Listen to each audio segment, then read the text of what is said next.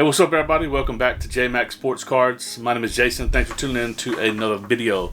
Today we're going to look at something that I just wanted to talk about. Actually, it's just a topic that a lot of people try to tackle, and arguments begin to come out of it, especially on social media. But we're going to talk about it today. We're going to talk about collecting and sports cards being a hobby versus the mindset of being an investor. Got a lot to say about it. So that all being said, let's jump into it.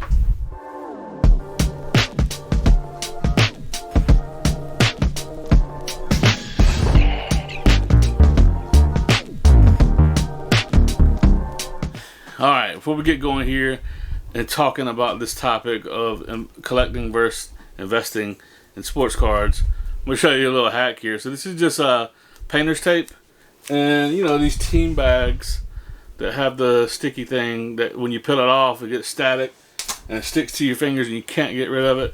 I know other people, Bobbles and Ball Cards, puts them in a little cardboard box. I found this to be the best way for me. I just roll out a piece and stick it on my table while I'm printing, and then when it's all done, ball it up, throw it away. And that way, 100% they get into the garbage. They don't fly all around and everything. So, anyway, that's a little tip for you. To the topic of collecting and this being a hobby versus investing. Topic of investing got real hot and was a big thing during when the card boom was going on, when card prices were skyrocketing. It's always like that. Listen, guys, I've got a lot of experience too in the investing world, investing in stocks, ETFs, all those kinds of things, crypto even. But don't dabble much into that at all. I invest into my Roth IRAs weekly. So that's another topic for another day. In any kind of peak, in any kind of bull run, and any kind of bull run just means that there's bulls and bears, and they're always fighting. And bull is the one charging forward. So when markets are charging forward, collectibles prices are skyrocketing, that'll be a bull market. And everyone is exuberant. Everyone is like starts talking differently about them. Everyone is checking their closets, checking their check everywhere. People who never thought about cards before began to think about it, and that's the way it goes, right? So same thing when stocks are going to the moon, as they say. To the moon! Then people want to buy them. They don't want to buy them when they're cheap.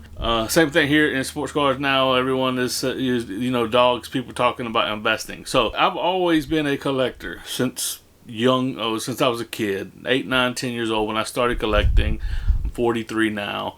Do the math on it, 30 plus years. And when I was just collecting, it was just so simple. When I wasn't also dealing like I am now, it was the hobby was just so easy. And listen, there's a really good percentage of the hobby that cares less about what any of social media influencers, YouTube influencers, content creators, most of them don't pay. There's a small little group of people, really, in the big scheme of things, that watch this kind of content. Okay, so it's not a very big percentage of the hobby that watches.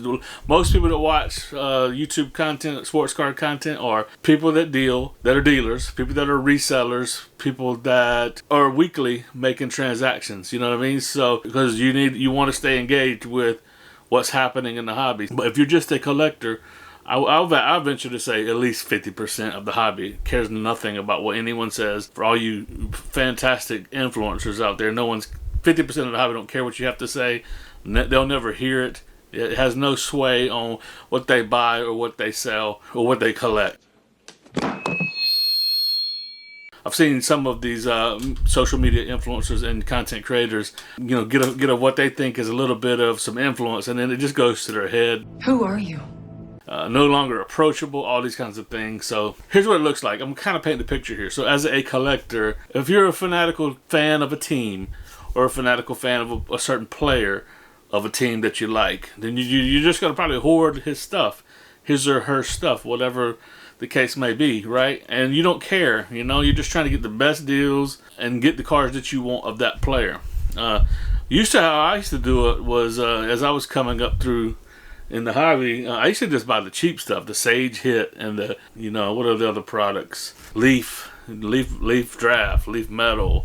That's all I used to buy. I know that's everyone like dogs on that stuff now, but I mean, some of that stuff, even like some of like the Mahomes, if you can find some of those autos from Sage or some of those obscure products, they're still hundreds of dollars. So, okay, here's what I'm saying as far as a collector goes. So collectors just tend to hoard the things that they want, the things that they like. Put it to you like this. Collectors sometimes, just by collecting, eventually have the most valuable collections. Oh, mind blown. For instance, think about like the Chiefs. Think about that. When Mahomes was drafted much later round pick, but he wasn't the first pick, wasn't the first quarterback overall. Chiefs fans, they're like, you know what, there's a chance he's a backup, yeah, right now, but there's a chance he's probably gonna maybe get into a game and we'll see what he's got. So if you were just a Chiefs collector and you just loaded up on all of the Chiefs rookies over all the years, and when they did draft a quarterback, the logical thing there is to buy a lot of quarterback, because he could become your long-term, answer to a team, but good chances he isn't. Another example would be like if you were, think about this one, Oklahoma City Thunder, people that collect Oklahoma City Thunder, if they were just homing in and focusing in on Oklahoma City Thunder when, Russell Westbrook, Kevin Durant, James Harden were all on the squad there. And even now, with all of the rookies that they're going to be having, they got, 15 plus first round picks. If you just keep buying and buying and buying all the rookies and just keeping them, well, everyone says sell now, sell while they're hot. Well, if you're a collector, you don't care about that. So some of these people's collections are phenomenal because they just bought and they just held what they had. I'm a Panther fan. I've got a big, huge Panther collection. I'm going to show some cool cards here. Panthers just haven't really done it, right? So, and they just haven't had the breakout rookies. We've had Christian McCaffrey. I've kind of already sold on him. Sold a lot of it. I kept a couple. I'll show you one. This is what a collector does. See, here's a McCaffrey rookie auto from, again, this was Sage Hit. I pulled this out of a box. Sage Hit Premium. Ooh, it's chrome. It's a chromium actually product. It is numbered to 10. It's blue 8 of 10. And even though I sold off, I had a little bit more. There you go. I had a lot higher end. I still have one RPA also of a McCaffrey, but I sold off the rest. And why did I keep this rather than all the other stuff? Because I pack pulled this, and it was actually a box my mother gave for me. She's like every year, what do you want? I don't want anything. And this is this was in 2017. As an adult, as a grown man, I don't want anything. Well, just tell me what you want. Well, buy me a box of Sage Hit. That's fine. Wrap that up, put it under the tree. So she did that, and I pulled a McCaffrey who I wanted to pull in that box. So I kept that. That's what collectors do. So I sold off what some of you may call an investment. My investment McCaffrey's the Prism and all the other things like that when he went to the 49ers. And I kept the Sage. Another recent example I showed where I'm building out a rainbow of, and I'm passively doing it. I'm not like really seeking these things out on the daily, but it's Ikem Ekwonu. So I think probably, the checkerboard's a cool one that I got here. And then I got a couple of the first off the lines. I got the first off the line blue, which this is probably my favorite. This is the one I posted about on Instagram that I wanted. So I really wanted that one, and that's what sort of led me down the road. There's another first off the line. Don't I got a red one? Yeah. This one's the 35, a red first off the line. There. So anyway, I've got 1, 2, 3, 4, 5, 6, 7, 8, 9, 10, 11, 12 of the rainbow. I don't know how many parallels there are. There's a lot of them. So and don't have the 101 or the some of the real short print one, black gold, all those things. So may not never get there with the whole rainbow. But check this out. So he's a top 10 draft pick. No one ever talks about him. He's not even in a lot of products. He's not in like contenders, football, auto. He don't have much autos. I've got some cool autos back here of his. I got a mosaic one that's to 49 that looks really good. Okay, but anyway, he's a starting left tackle for the Carolina Panthers. Be protecting Bryce Young for years to come. Now, I'm probably into this stack right here for maybe $50. So a couple of them were gifted to me from DGN Rips. Another gentleman on Instagram just reached out. I put his Instagram tag up. He just said, "Hey man, I wanted to give you one. I basically stole one on an auction. I don't know what he paid. He probably got it for 99 cents plus $1 shipping or whatever." And he said, "I just want to give it to you." So he gave me this pink one. Just reached out. Don't even know me. We've never communicated. And he just said, "What's your address?" I'll send it to you. He sent it with some other icky rookies. So stuff like that. That's what the hobby's about, right? It's about You know, he knows I'm collecting. I'm not trying to flip a card that he's giving me. And I did not have it in the rainbow there. So what I'm saying is, maybe one day, you think about it, Ikem Ekwonu could potentially become, you know, a Hall of Fame left tackle in the league. And who knows? Maybe the Panthers get a ring with Bryce Young and him at left tackle. Maybe he becomes an all-time great. Is that why I'm buying him, though? No. What you see a lot now is people, like I just joined a Justin Herbert rookie card Facebook group. I did it because I got a decent Herbert that's not moving on eBay, and just a little nervous to run it on auction. So I haven't posted it there yet, but I'm going to, and see if anyone, it's a Herbert PSA 10 to 50. So, but it's funny because I mean, I'm looking in there and there's people with hordes of Justin Herbert, and a lot of those aren't just Herbert collectors because they're Chargers fans. There are people that are thinking that this is an investment into Herbert. So big difference in the ideology and the way that a lot of times when I buy stuff versus someone who is an investor of Justin Herbert. And there's some high-end Herbert in there. That's the other thing, that a lot of times we only look at eBay comps, but there's a lot of buying and selling that goes on a lot of platforms. So, and there's a lot of buying and selling going on of Herbert in that group. A lot of them are, Herbert's are going low though. His prices are low, so a lot of people are underwater big time because they invested into Justin Herbert.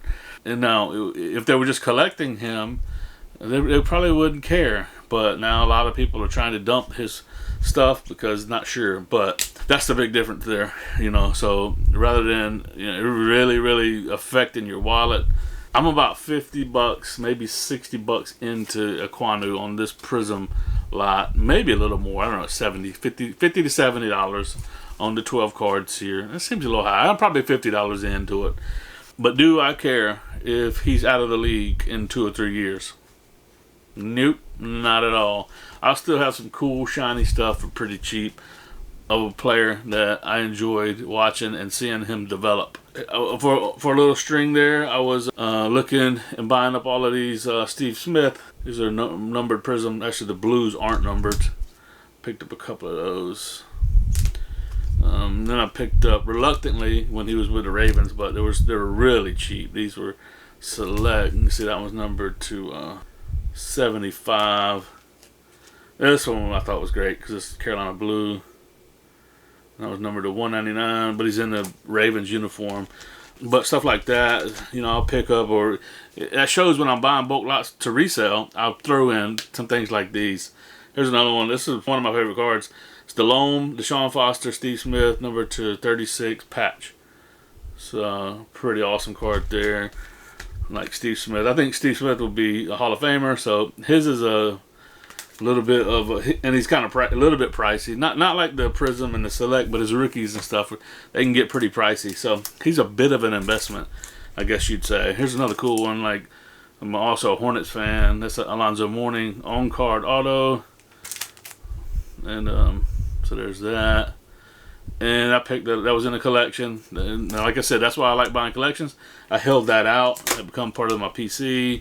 Greg Olsen you can get for super cheap, but you know I was buying these $5-10 back in the day. That's a black refractor to 99. Nice Cam RPA or Cam Auto. Yeah, not an RPA. This one's RPA. Cam RPA. I think Cam will go down like Vic. Vic always has a collector base.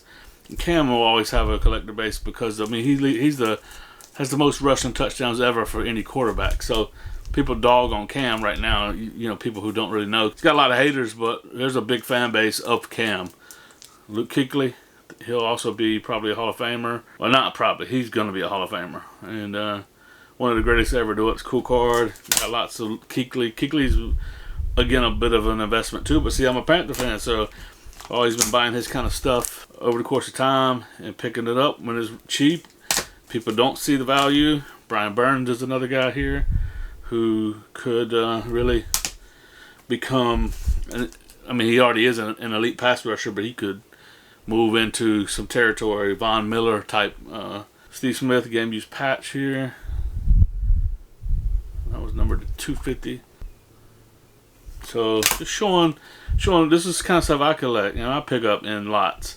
and I sell off all the rest of the stuff to other collectors on eBay and other places. And this is auto. It's kind of hard to see it, but this gold or scored gold zone. A couple Shaq Thompsons. I mean, these could be had for like $5. He's a good linebacker for the Panthers. Not great. Came behind Kuechly, so he didn't look that great. Here's the other kind of stuff I'll pick up every once in a while. I picked this up because I lived for many years, 17 years in Greenville, North Carolina, and Harold Warner III, golf, PGA player, PGA Tour player, and kind of upcoming guy. He's from Greenville, so you know. So I picked that up because of a connection, and so that's sort of me collecting. That's how I collect, okay? As a collector in the hobby. And then there's speculating. Like I said, when talking about Herbert, that's not really investing. That's really speculation that player's going to become something, and then his cards are going to go up in value. So I do a little bit of speculating too. I'll most of the time when I get, you know, a collection or cards, I'm selling them off. You know, I'm listing them and selling them. I'm not waiting for the player to do whatever. But every once in a while, you know, I'll hold on to a couple. Like I'm holding on to one of these Pickett's. I pulled it out of a blaster. It's $10 or $15 right now, but you know, I'm waiting for the season. Stuff like this. Trevor, that one's it's a PSA 9, but it's numbered to 30. It's an ETN and Trevor. So there are just a couple examples of what most people call investing. I call it speculating. Now I don't have a whole lot of things that I hold on to and wait, but like these would just be stuff that'll be I'll list closer going into the year and going to some hype. And then like what I consider investing is investing into proven, into more or less assets, you know, where the risk isn't as big. Vintage Hall of Famers, rookies of Hall of Famers, high grade vintage, another investment. Players like Tom Brady. You know, I don't have anything else on hand. I squirreled this stuff away, but this is a Brady. I talked about it in my last video. Picked it up because I thought it was way undervalued. I think I said underpriced. It was undervalued. I think he was priced it right off of some recent comps, but kind of card that I think long term will be very desirable.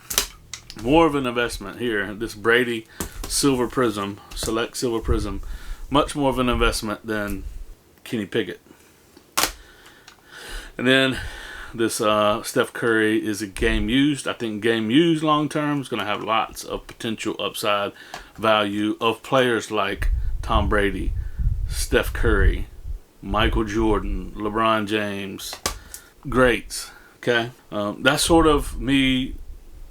Just encapsulating the whole picture there. So there's collecting, there's speculating, and then to me there's investing. And so that's my evolution of it all. So evolution in the hobby of how I perceive what investing is, what speculating is, and what collecting. And end of the day, all of it is a hobby. This is still just all collectibles and just hobby stuff that, you know, at the end of the day, it's dispensable cash that people have that they put into this, right? So, anyway, hope you guys enjoyed the video today. Much different than a lot of the others, but it's just something I wanted to talk about.